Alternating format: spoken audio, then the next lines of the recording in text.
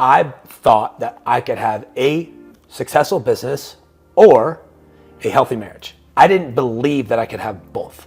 I remember it was either you or my mom being like, it's like you're in the room, but you're not in the room. Mm-hmm. And that was hard for me to hear because I had said for so long that my family was the most important thing, but my actions completely went against that. God has tapped me on the shoulder being like, this container that you've been in no longer works. Mm-hmm. So what are you gonna do? Yeah. And I've just been going through this like constant, this is why I'm so tired.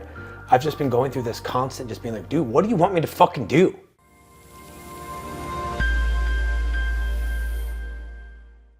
Welcome back to the Late Night Date Night podcast. My name is Lizzie, and this is my husband, Sergio. What's up? I was reading my journals from back in 2017, 2018, most recently. And it's interesting because there's one very common theme in all of my entries. And it's this overwhelming feeling of feeling like I wasn't good enough. And I see the woman that I was at that point for someone that was just so self-conscious in herself and just someone that struggled with her own identity and feeling good enough and putting her power in trying to be good enough for everyone else. So trying to be good enough for you and trying to guess what I thought you wanted in the relationship versus being good enough for myself. I just constantly got stuck in this cycle of trying to be the woman that I thought I was supposed to be instead of being the woman that I needed to be for myself.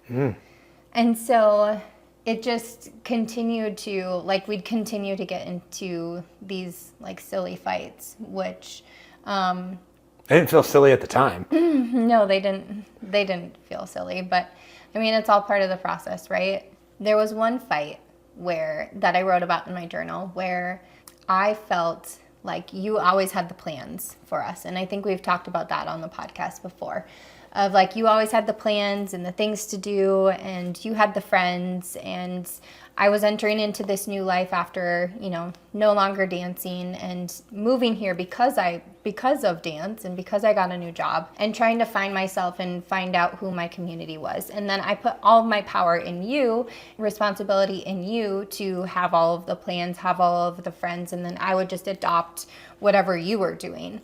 But really that was just creating this frustration in my life and misalignment in my life because I wanted my own life, but I wasn't strong and confident enough to go chase that. I wrote about this specific instance in my journal about how you always had the plans and sometimes I just wanted to, stay home and chill and relax because I am more introverted and I am a homebody and you are the opposite, and that's a great thing about why we're attracted to each other and why we work. But I felt like at the time I took that as a negative and I had to be someone that I wasn't, instead of just owning the fact that I'm an introvert. I like spending time alone. I like spending time at home. There are times when I can go out and hang out with friends and feel energized and be that person, and then there's other times where I have to pull back and just be myself and re-energize alone. And so we would get into these fights where I would be upset because I truly wanted to stay at home and do nothing or just relax, and you were like, no, let's go do something. And me as the peacekeeper in the relationship was like, okay, we'll go, when I really didn't want to. And then this would create this resentment and tension inside myself, and then I would feel like we would get into small fights, and then they weren't small fights. I mean, I think they seem small now because we've worked through it, but at the time they were not small fights. No, they weren't. They were a constant. It felt like no matter what I did, I was in the wrong. And this is what happens when you're in a relationship and you're not being honest.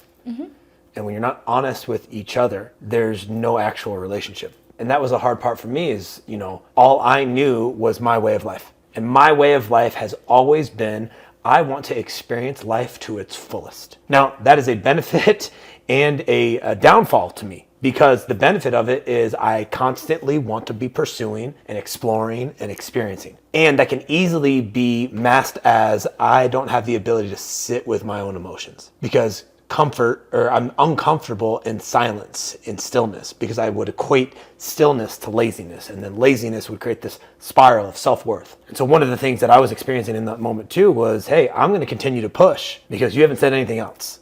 And then I would wonder why we would get in these fights because you weren't being honest with me. And I have a strong personality. I hold a very strong frame with everybody. If this is what I want, we're going to go do that. Well, I don't want to do that. Well, then don't go. It's fine. What I came to realize in that moment was I never understood why you were getting so mad, because when I would ask you, you wouldn't tell me.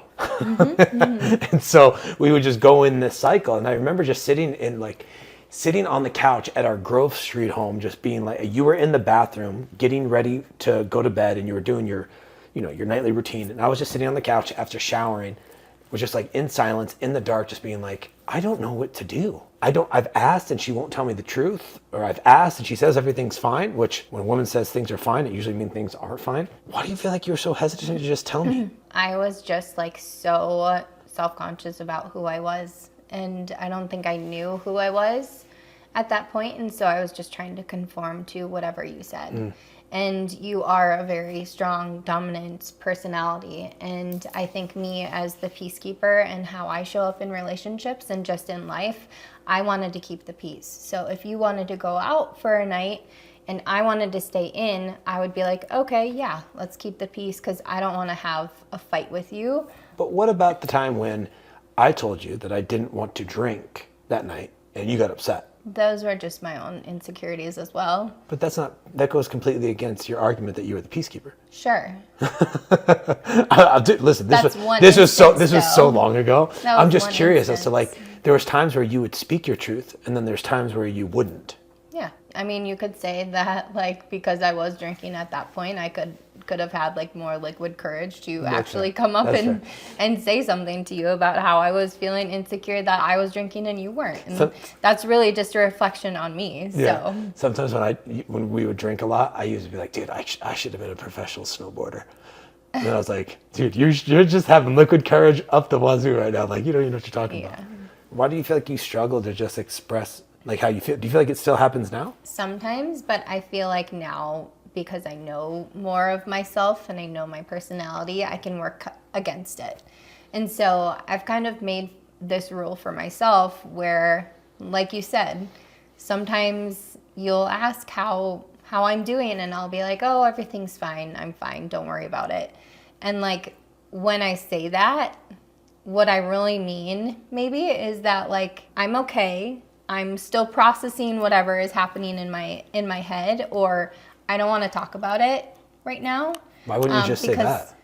Well, that's what I encourage myself to do. Oh, now. Nice. Yeah, instead of saying like I'm fine, just try and say I'm not fine or I'm okay, but the boys are around right now and I don't want to have this conversation around them. So let's have it tonight on the couch instead. Bro, if you could speak that clearly, if women could speak that clearly to a man, so much, and like, again, men have to be able to decipher some of this stuff too, but if a woman could just speak that clearly, I truly believe like there's so much less conflict, so much less fighting in a relationship. Well, like we just want you to tell us what the fuck you mean. I don't want to have to read between the lines. Like I will at times because I get it. Like sometimes you guys don't make a lick of sense, and that's just y'all. Right. Right? But if you could speak like that, that would be really, really helpful. Yeah. Well, I've tried to do that more often than not, even if it is uncomfortable. And there were times when like I would say that and you'd be like, no, let's hash it out now. And that's when like I have to kind of hold my ground, and be like, no, we're not going to do this right now. Like I'm not in a space. The kids are around. Let's just talk about it later. And like, I feel like there have also been times when you've said something and then I've gotten upset and I want to hash it out right now because I want to know what's happening in your head. And you're like, no, we're not going to talk about it now. We can talk about it later. And so then I just have to accept that and respect that we'll have a conversation about it later. It's interesting to hear you go back through your old journals and have this reflection of yourself. One of the things I did this week too was just go through my old journals. And there's such a difference between, I've noticed this, and I'm curious about your thoughts. There's such a difference between pain and suffering. Pain is inevitable.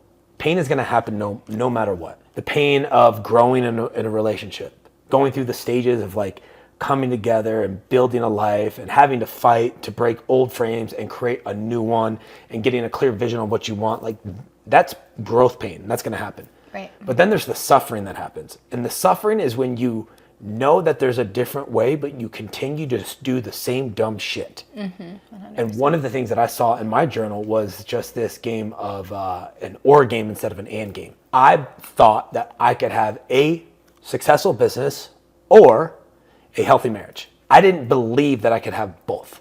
And so I operated from that frame. I'm going to have a successful business and then I will have a happy marriage. Because I didn't know that you could do both. I didn't subscribe to that belief. And inevitably, that led me down this path of suffering, choosing to be super stoked in my business and miserable at home, never questioning whether or not that this was the reality I wanted. And once I realized that the and game is much more powerful, I started to look at life that way. How can I have this and this? But that required me to go in and be like, okay, well, this old way of doing things, of business or marriage, isn't going to work. I want business and marriage. And seeing that, I was like, fuck, dude, how long did you just sit in that place of thinking that it was this way or that way? Was there something specific that happened that flipped that thinking from the or to the and? I remember sitting in Grand Lake Christmas of 2022. And I had just had the biggest year I've ever had in real estate. First time that I broke 7 figures. And I remember sitting on the couch and all of you were playing games over at the table. I believe you were cooking like pasta. My parents were playing games and I was just on the couch. I was exhausted. And my mom had asked me multiple times if I was okay. I had nothing to say because I was so burnt out. I had sacrificed my fucking soul to try to be number one in my brokerage. And I didn't even get it. And I remember just sitting there on the couch being like, dude, I did it. I built this business, but I was miserable. And I just asked myself, like, is this what life is supposed to be? Like fucking nose to the grindstone, like being in a room with your family, just not being able to even have a conversation. I remember it was either you or my mom being like, it's like you're in the room, but you're not in the room. And that was hard for me to hear because I had said for so long that my family was the most important thing. But my actions completely went against that. And I think that was a moment for me where I think the seed was planted in that moment for me to realize there has to be a different way. And that seed didn't really come to fruition until I went to WarriorCon 4 and I heard my coach, Garrett J. White, talk about having it all. And that's when I was like, what do you mean you can have it all? You can have it all. You can be in great shape, spiritually connected, have a great marriage, be a great dad, and make a shit ton of money. And the moment that he planted that seed, I was like, I want that. And so there was this pit of me being like completely disconnected from myself. And he painted a possibility. I was like, this is what I want. And I think that's when I started to just make a decision that I was like, I'm no longer going to live in this or game. I'm going to play the end game. Yeah. Do you remember that? I do. That was a really tough year for us, that 2022, because that was the year Luca was born, and we had some pretty big transitions, obviously, from going from just the two of us to having a child that we take care of. I quit my job to become a stay-at-home mom, and all of the responsibility fell on you. And so, would you call that pain or suffering? I don't know if I would call it either, but I would, because it's very much a blessing to be able to stay home with the kids. And it's very much a blessing to have the opportunity and the choice that we can make for you to just work and for me to not work. Can I ask you something? Are you saying that because people are watching this and you don't want to sound pretentious? Or do you truly feel it? And either one's fine. I'm just curious. Because I know sometimes I'll say things because I don't want people to judge me. And I'm just curious, like, do you actually feel that way? I know you're grateful for all those things, but do you feel like it was pain? I do feel that way.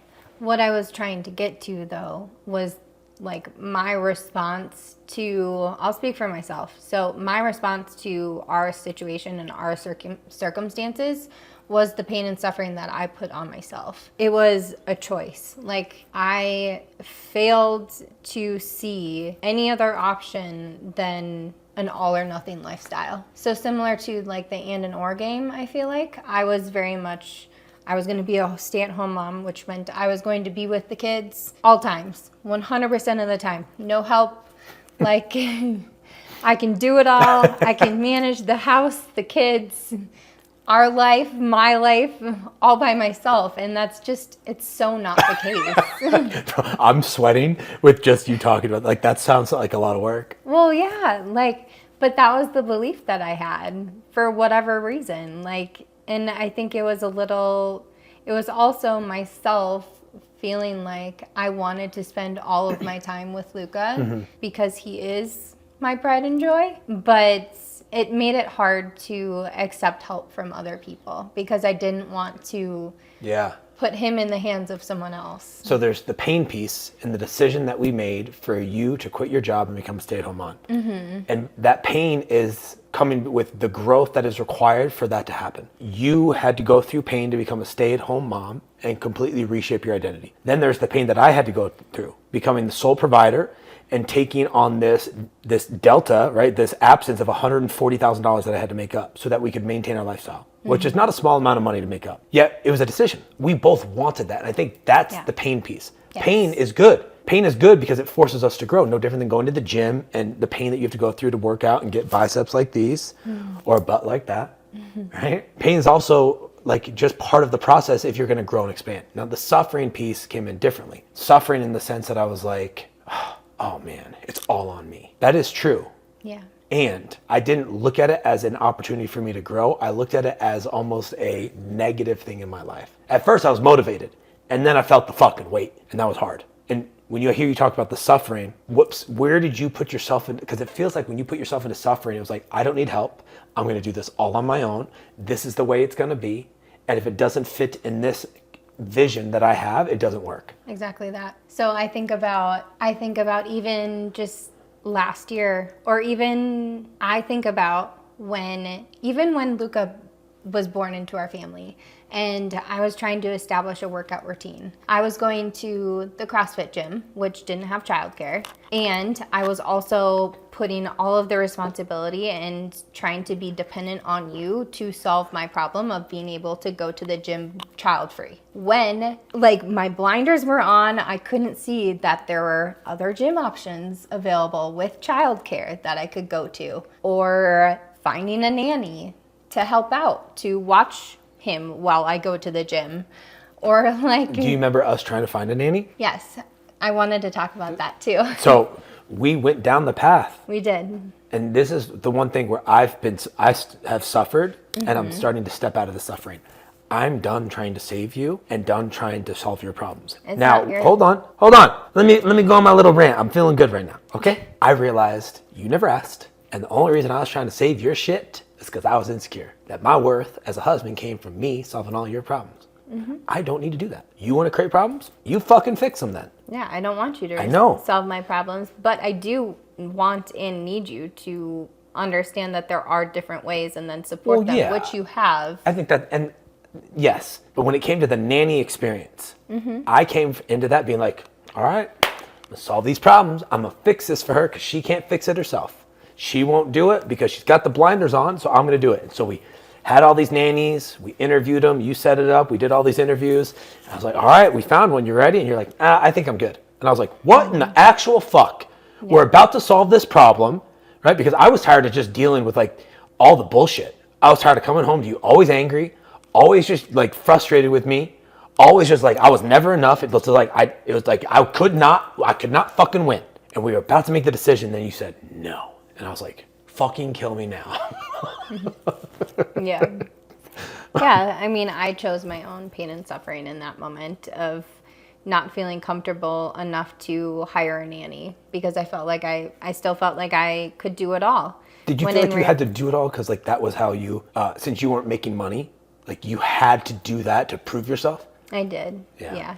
And I think part of my like selfish side wanted to prove that I could do it all, when in reality I was just creating so much like misalignment in myself and tension, frustration, because I wasn't getting that time to myself to do something for myself, you know, because I was taking care of kids. It's so hard when you're in it and you don't see it. It's almost like as your husband, I can't show you a different way.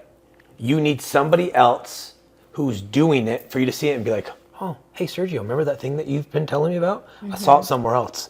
And I think it's a good idea. And that has to happen. That's why I've always encouraged you to go hang out with other moms who are stay-at-home moms to just see how they do things. Just do things differently. Well, I think for me, it came down to like a fear too, like trusting other people with my kids and being afraid to try. So like at the gym that we go to now, they offer childcare at 3 months. And at the time you were traveling a bunch and I could have switched. I switched in November instead of early spring when I could have for Enzo to go to the gym, but I was scared to leave him because I don't know, as a mom, I don't want him to struggle and I don't want him to cry, but at the same time, like it's also good for him to be in a different type of environment with other kids, with other people, so that he can learn to be resilient and confident and independent and things like that. So there's so many benefits to having other people step in, even if you are a stay-at-home mom. I think short-term pain in a kid versus long-term suffering in a mom is important. Yeah. I would rather our sons cry at Lifetime daycare and you be able to get your workout in and then be calm and present and feel like, oh, fuck, took care of myself, I feel good. Versus the kids having this life where there's no adversity and they don't cry and they're not being pushed even though they're young and you're just miserable. And I think a lot of people feel that guilt. Maybe this is what mom guilt is. I don't really know. I'm not a mom. Of the guilt of just being like, oh, I want my kids to be happy, so I'll sacrifice myself. Yeah. Which is fucking backwards. It's very backwards. That's why it goes marriage, then children. If this is fucked, and this is made up by you and by me, if the individuals are fucked, it means the unit's fucked, and if the unit's fucked, the kids are fucked. And that's why I've been trying to be such an advocate of just being like, what do you want? What do you need?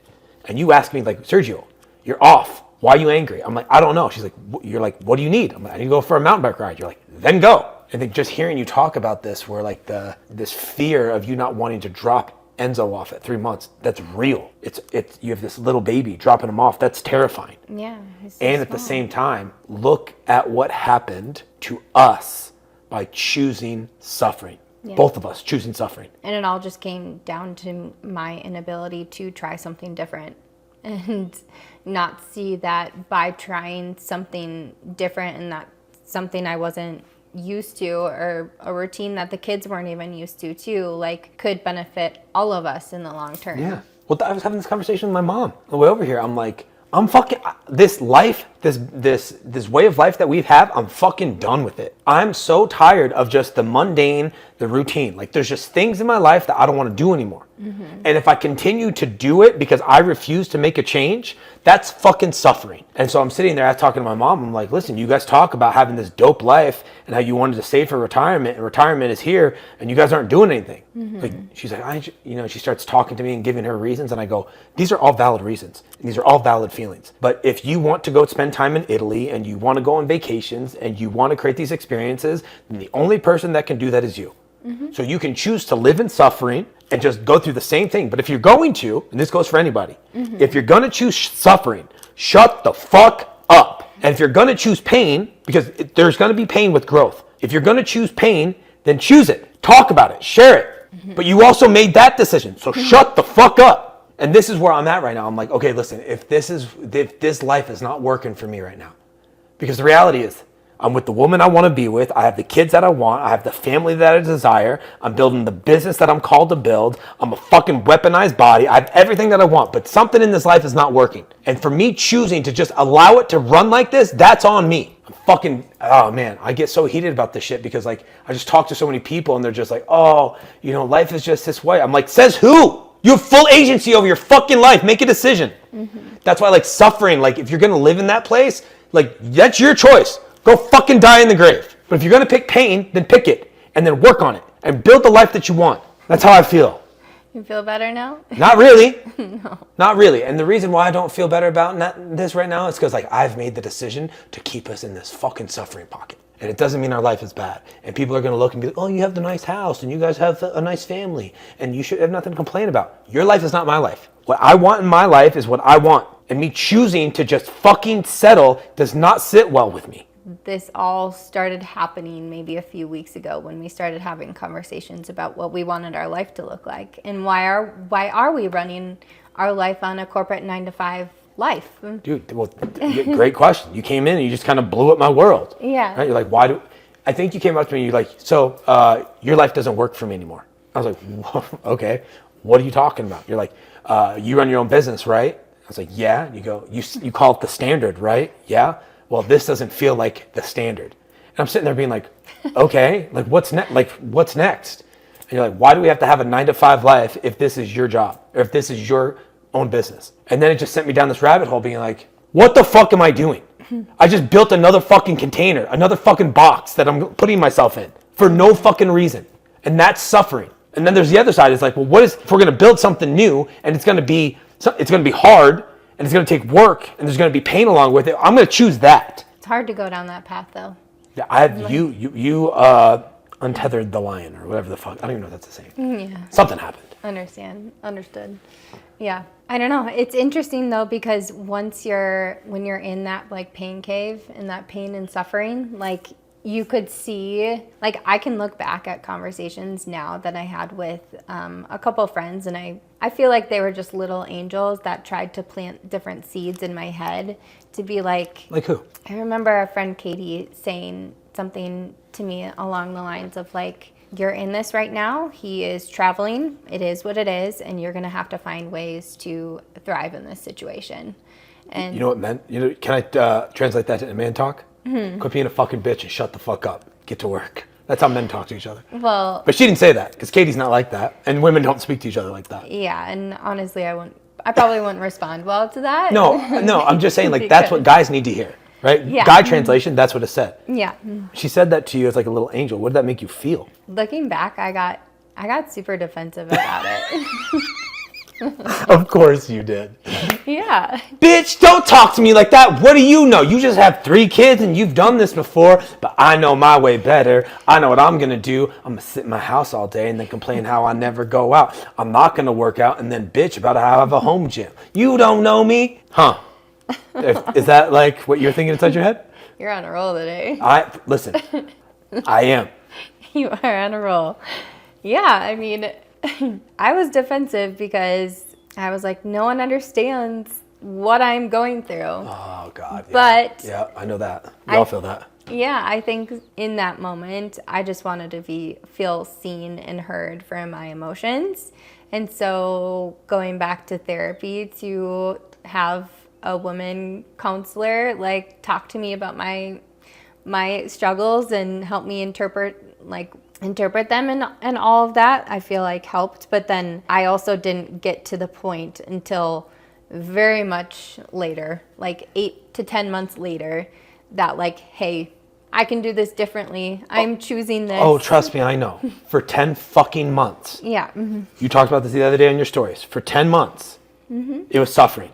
10 months. Like last year was so hard. Mm-hmm. Gone 170 plus days of the year. I was doing my best. 27 weeks. I was doing my absolute best. And it was like no matter what I did, it wasn't enough. Yeah.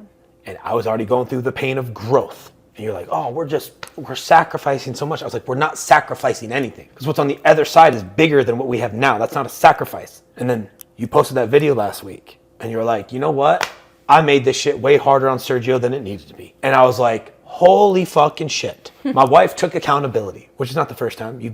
You're extremely accountable. But to all the men out there, like, women don't know how to hold themselves accountable. Women don't know how to hold themselves accountable. And they call me a simp or a beta because I hold myself accountable. And they're like, oh, fuck you, you pussy. I'm like, okay, hold yourself accountable and then watch what happens. And how is that working out in your relationship? Yeah, fuck these dudes. I guarantee you, these dudes are jerking off all day. And their women probably hate them. Yes. That's my next thing. I was like, tag your wife in this. Yeah. If you're that confident, tag your wife in this. Yeah, you let's hear what fucking she bitch. thinks. Tag your wife in this, right? And let's have this conversation. Why don't you expose yourself? Mm-hmm. Half of you guys are like, women can't hold themselves accountable. I go, look at your fat fucking body. You can't hold yourself accountable either. Go fuck yourself. Yeah. I'm so done with these guys just not holding themselves accountable. Sorry, I'm on another rant. Right? You are. Okay. But we went through this thing and you had this moment with Katie, but you had this moment 10 months later. What was that moment, that experience that you had 10 months later that made you realize something different? I just had this moment that like I realized I was choosing this way of life. And my beliefs that I had to do it all by myself at all times was only hurting myself. And it was failing, like I was failing to see other options outside of the lines. Because like a bowling alley, like the bumpers were on and that target was all I could see. I couldn't see the other options of getting a nanny, going through with it instead of like letting fear dictate my life, you know? And so... You know a lot about bowling. I didn't know that you had all these terms just like stored in your brain. I've watched you bowl a bowling ball. You definitely don't know what you're doing. I don't know what I'm doing. You do one of those granny tosses. But you're right. I think it's just these blinders that you don't see. And a lot of times it's the pride and ego that get in the way. Oh, it has to, like, I know better. And that's the one thing that I think that as I'm experiencing all of this around how this current reality no longer works for me, I truly believe it's God being like, hey, my man, you outgrew the container. What the fuck are you going to do now? What do you want to do? And I'm like, I don't know what I want to do. God has tapped me on the shoulder being like, this container that you've been in no longer works. So what are you going to do? And I've just been going through this like constant, this is why I'm so tired.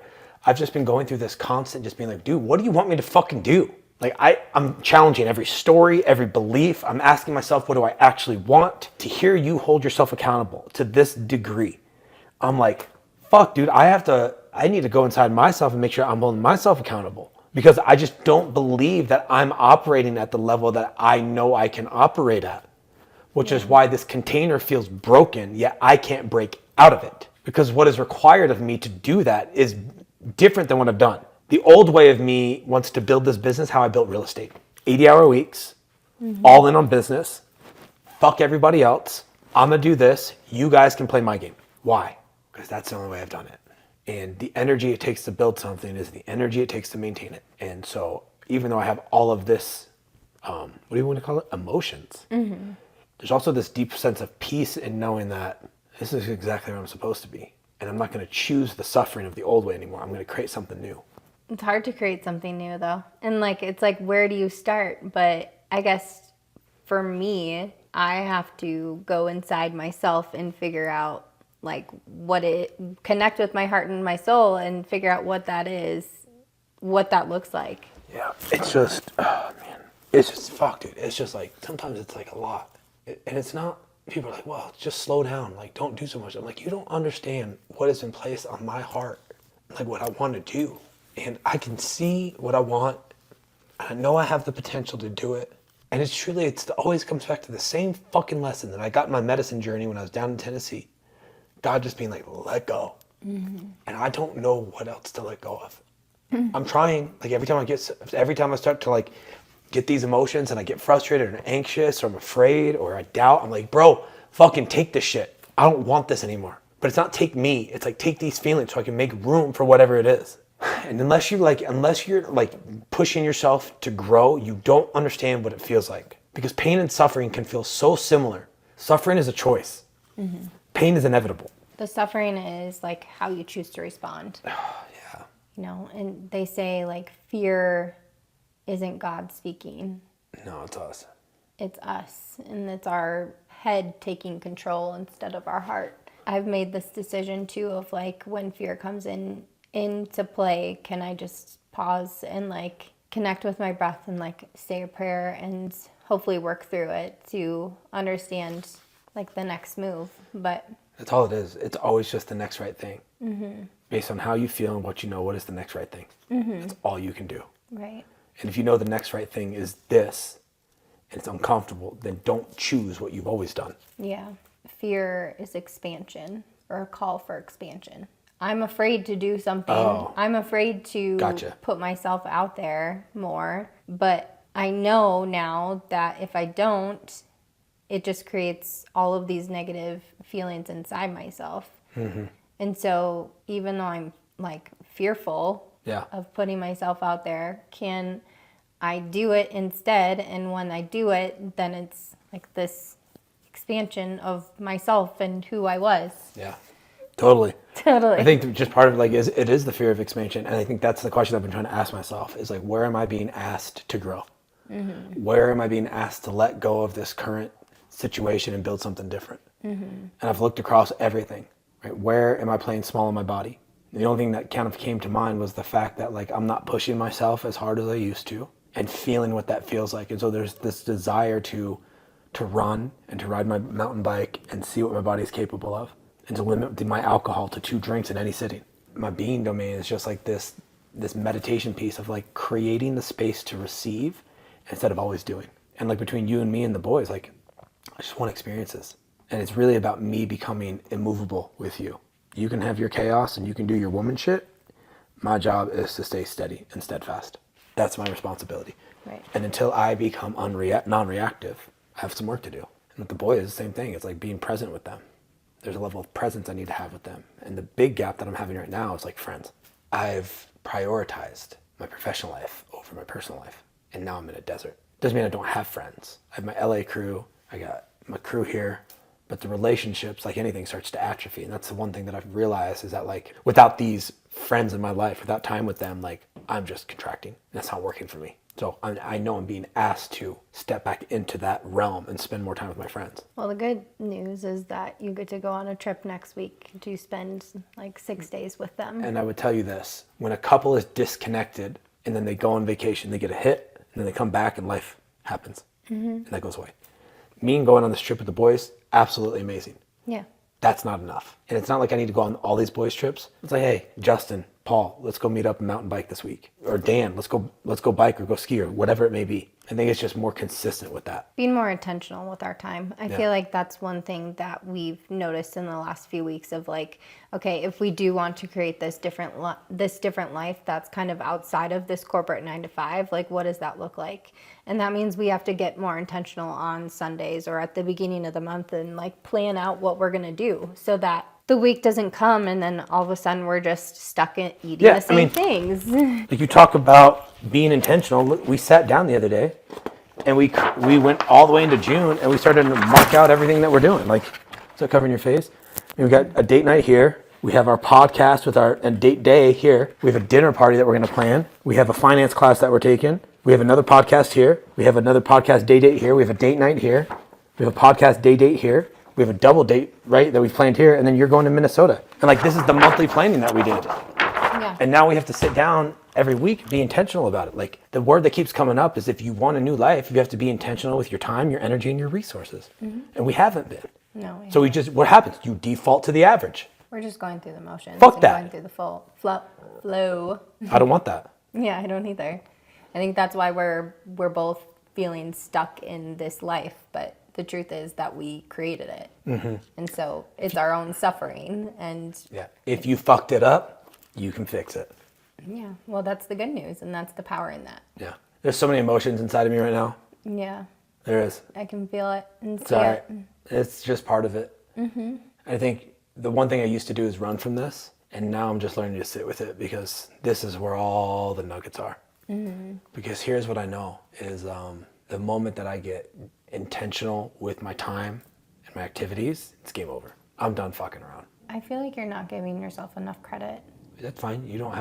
I don't need you to validate me. I already know where I'm at. Yeah, So you can say that, and there's some truth to that. You're 100% right.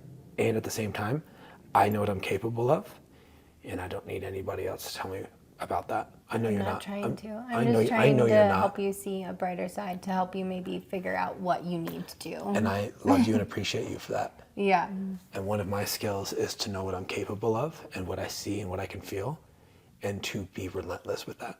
And that's not just in my business. That's with you. That's with the boys. It's with my friends. It's in my business. It's in my body. It's all of it. It's the relentless pursuit of me being the best version of me.